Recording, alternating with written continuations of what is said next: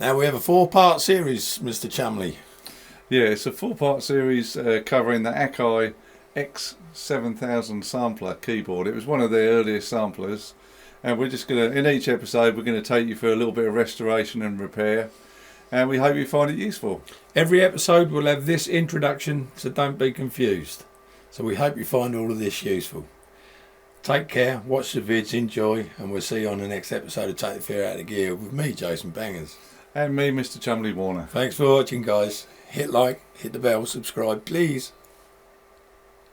Right, here we are back in the workshop again. This time we've got the Akai Professional X7000 sampler. It's basically the sampling keyboard version of the Akai S700. Giving it a quick test, and there's 3 things I can see. The first thing here, it's got one of these quick disk drives, and it seems to make a loud whirring noise which suggests the belt has gone. Number 2, it needs a new backlight. We'll hopefully sort that out if I got one the right size. Number 3, the modulation wheel is slightly wobbly, so I think that needs tightening up. And point number 4, which I forgot earlier, there's a slight hum coming from like the line output. It could be a ground issue, it could be capacitors in the power supply. We'll have a quick look. Haven't a clue how to take this apart, so it looks like there's 4 screws on the top of the keyboard, so we'll start there and then we'll see what we can do.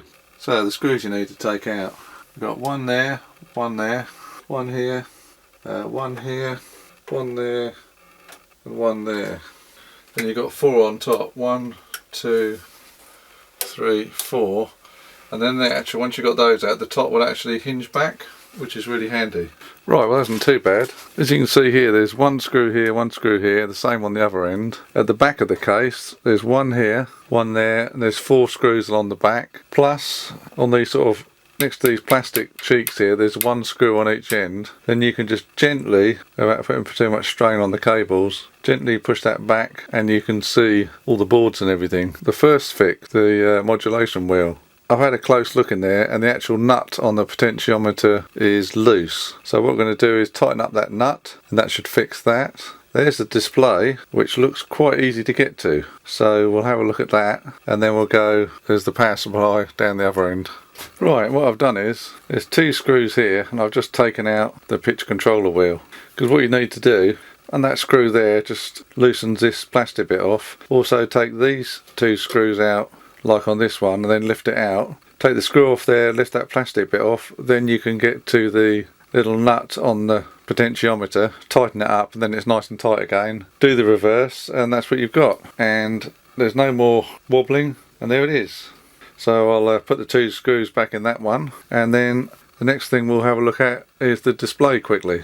Right, here's the display. There's like 4 screws that go onto the little metal cage that hold the display, and then the little metal cage, there's 2 screws on there. And what I've had to do, if I carefully turn this round, these little tabs here, I've just loosened those, just so this metal bit comes up a little bit, just to like a couple of mil.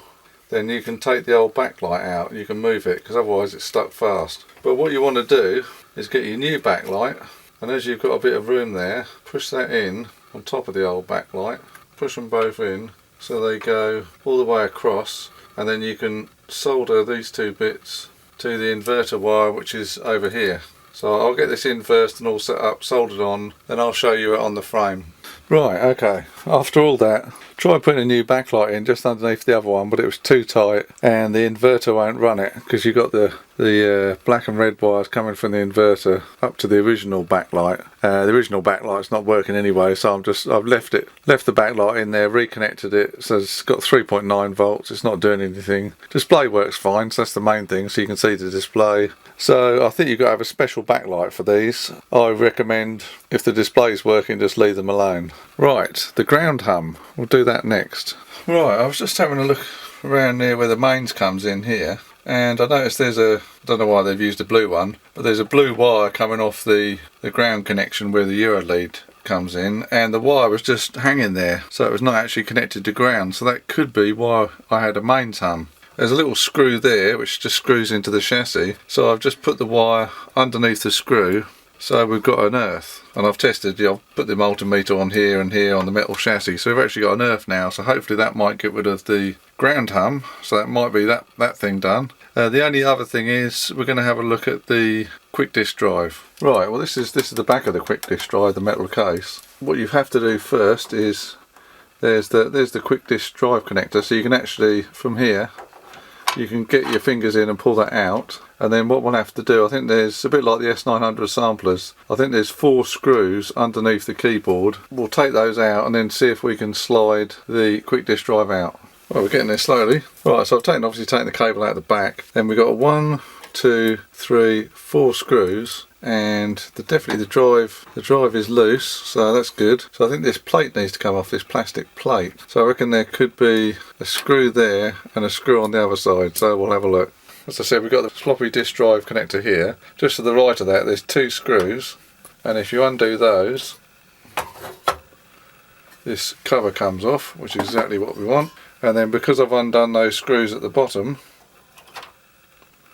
we have the drive out, and it looks absolutely filthy. It must be the exact same drive that was in the Roland S-10. That's very similar. So I'll clean all the rubbish and that out of it, and then we'll do the same again. We'll take this bottom 3 screws off, then we can see if there's actually a belt in there.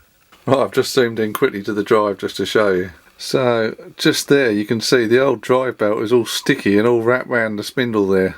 There's nothing coming this way sort of around the big firewheel, it's all stuck there. So what we'll do is we'll get this all sticky stuff off, and then I'll show you what we have to do. Okay, so what I've done is, as I said, these 3 screws are undone. I had to do 1, 2, 3 screws here just so you could sort of lift this board up out of the way, and then I just lifted this up off the spindle here, and then I managed to get the belt underneath, and I've got the belt coming through here, and I'll try and hook it onto the pulley there. You can see here the new belt is going round the big flywheel across here onto the motor and the pulley, and it comes down here underneath the circuit board and back round. So that seems to be on okay. So we'll put the bottom plate back on and then back in the sampler. Right, I've installed the quick disk drive back in, and here, connector here, this is the memory expansion.